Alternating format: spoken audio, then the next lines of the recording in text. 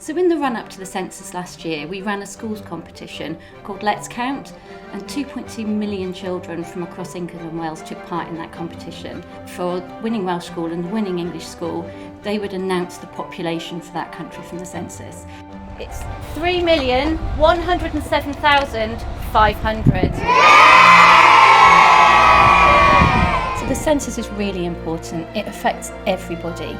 It provides a really detailed picture of the population that government, councils, businesses, charities all use to plan the local services that we all use on a daily basis. So whether that's where to build an amazing school like this one, whether it's to plan the number of hospital beds, the mental health services we need, even down to the widths of the road that we drive on, all of those decisions are made on the basis of census data.